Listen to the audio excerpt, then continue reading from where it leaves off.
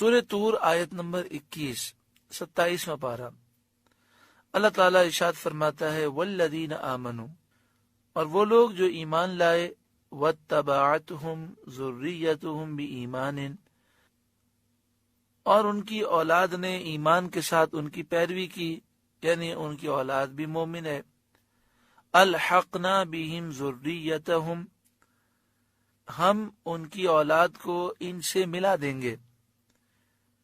یعنی جنت میں ان کی اولاد کو ان سے ملا دیں گے۔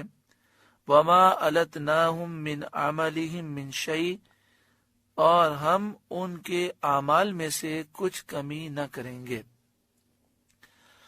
اس آیت کریمہ کی تفسیر میں یہ ہے کہ اگر والد جنت میں اعلیٰ مقام پر ہیں اور بیٹا جنت میں ادنا مقام پر ہے، لیکن چونکہ وہ بیٹا ہے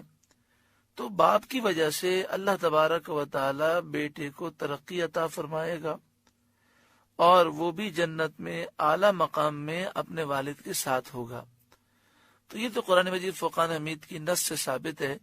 کہ باپ کی وجہ سے بیٹے کے درجات بلند ہوئے۔ تو یہ کہنا کہ کسی کے اعمال سے دوسرے کو فائدہ نہیں پہنچتا،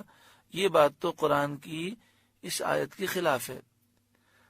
تو ہم نے پہلے ہی عرض کر دیا کہ مومن کو فائدہ پہنچتا ہے، کافر کو نہیں پہنچتا۔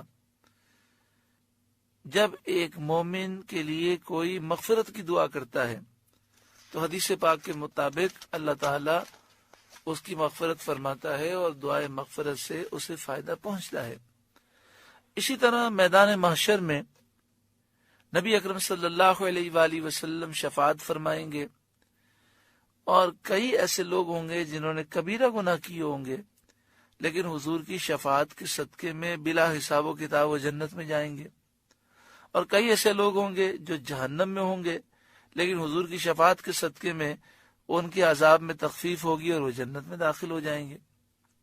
فرشتے زمین والوں کے لیے دعا استغفار کرتے ہیں، اور فرشتوں کی دعا سے مومنین کو فائدہ پہنچتا ہے۔ اسی طرح سورہ کہف میں موجود ہے وَكَانَ أَبُوهُمَا صَالِحًا، دو یتیم بچوں کا ذکر ہے کہ ان کا خزانہ دیوار کے نیچے تھا، تو اللہ تبارک و تعالی نے حضرت خضر علیہ السلام کو حکم دیا، انہوں نے وہ دیوار اسم اعظم پڑھ کر اپنا دست مبارک رکھا تو دیوار دوبارہ صحیح ہو گئی، ان کا خزانہ محفوظ ہو گیا۔ تو فرمایا کہ اس کی وجہ یہ تھی کہ ان بچوں کے والد نیک صالح تھے، تو اس پرہیزگاری کی وجہ سے ان بچوں کے مال کو محفوظ کیا گیا، یعنی ان یتیم بچوں کو اس کا فائدہ پہنچا۔ اسی طرح احادیث طیبہ میں یہ باتیں موجود ہیں کہ اگر کوئی میت کے لیے صدقہ کرتا ہے یا وہ کنواں کھودتا ہے اور یہ سوچتا ہے کہ میت کو اس کنویں سے جو پانی پیا جائے گا اس کا ثواب پہنچے، تو احادیث طیبہ میں یہ باتیں موجود ہیں کہ اس سے ثواب پہنچتا ہے۔ تو اس طرح کی کئی دلائل ہیں جس سے یہ ساری باتیں ظاہر ہو جاتی ہیں کہ اگر مومن ہے جس کا انتقال ہو جائے تو ایصال ثواب کرنے سے، اس کے لیے صدقہ جاریہ کرنے سے، اسی طرح اس کی طرف سے پانی کا صدقہ کرنا، مسجد کی تعمیر کرنا، مدرسے کی تعمیر کرنا،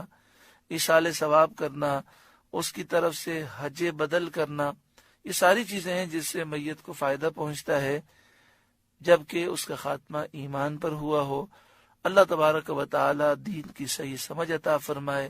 قرآن پاک کے مفہوم کو بیچارے سمجھے نہیں اور کہہ دیا کہ ایصال ثواب کرنے سے، دعائیں مغفرت کرنے سے، صدقہ کرنے سے میت کو کچھ فائدہ نہیں پہنچتا۔ قرآن مجید فرقان حمید کی جن آیتوں میں اس بات کا ذکر ہے وہاں احادیث طیبہ سے یہ بات ثابت ہے، تفاسیر سے ثابت ہے کہ وہاں مراد ہے کہ کافر کو کوئی فائدہ نہیں پہنچتا۔ ہاں مومنین تو نبی کریم صلی اللہ علیہ وآلہ وسلم کی شفاعت سے، شفاعت کبریٰ سے فیض پائیں گے، اور پھر حضور کے صدقے میں امتی بھی شفاعت کریں گے۔ اب دیکھیں حدیث پاک میں ہے کہ حافظ قرآن جس نے قرآن پر عمل کیا وہ اپنے ساتھ 10 افراد کو جنت میں لے جائے گا، شہید 70 افراد کی شفاعت کرے گا، اور حاجی جس کا حج مقبول ہوا وہ 400 افراد کی شفاعت کرے گا۔ اللہ رب العالمین دین کی صحیح سمجھ عطا فرمائے۔ الحمدللہ 16واں رکوع مکمل ہوا اور پہلا پارہ بھی مکمل ہوا، دعا فرمائے اللہ تعالی ہمارے ظاہر باطن کو نور قرآن پاک سے روشن اور منور فرمائے۔